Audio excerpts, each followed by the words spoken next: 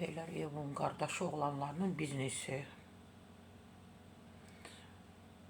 Maşallah.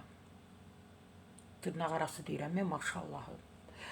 Baş Prokuroriyasında korrupsiya qarşı mübarizə baş idarəsi tərəfindən saxlanılan və barəsində məhkəmə tərəfindən 2 aylıq həbs qəti imkan tədbiri seçilmiş Ruslan Eyübov Azərbaycanda və xarici ölkələrdə çoxlu sayda daşınmaz əmlaka və biznes obyektlərinə sahibdir.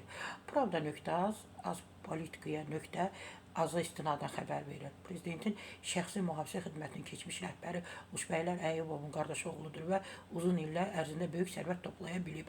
Təbii ki, söhbət Ruslan Eyyubovdan gedir. Ruslan Eyyubovun Bakıdakı çoxsaylı obyektlərdən biri də şəhərin mərkəzinin Nəsimi rayonu Səmədurğun küçəsi 43 ünvanında yerləşən 20 mərtəbəli dəbdəbəli World Business Centerdir. Təxminən 15 il əvvəl istifadəyə verilmiş biznes mərkəzində dupleks, ofislər, kafe və restoranlar və s. obyektlər icarəyə verilir. Qoy belə balaca bir fotosunu göstərim.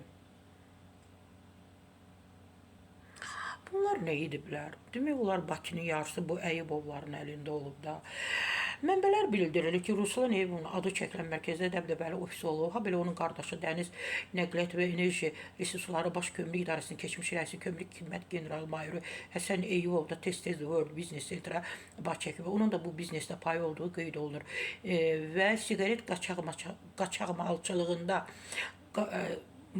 qarşı keçirilən əməliyyat çərçivəsində Həsən Eyyubov da vəzifəsindən azad edilib, onun ölkəni tərk etməsinə qadağa qoyulub.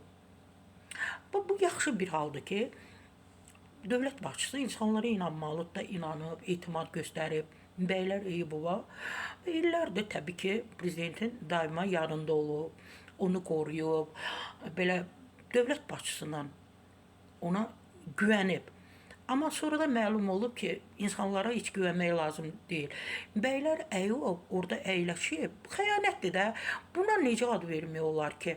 Demək olar ki, Bakının, Azərbaycanın yarısını bunlar özləri üçün şəxsi gəlir yerləri edib. Xalqı düşünməyiblər, dövləti düşünməyiblər. Sadəcə özlərini düşünüblər.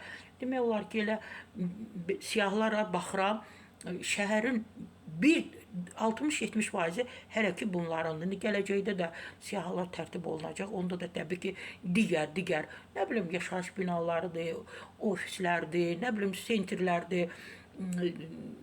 İnşallah onları da görəcəyik, mən düşünürəm. İnşallahın da dırnaq içində deyirəm də, bizə utanc gətirir.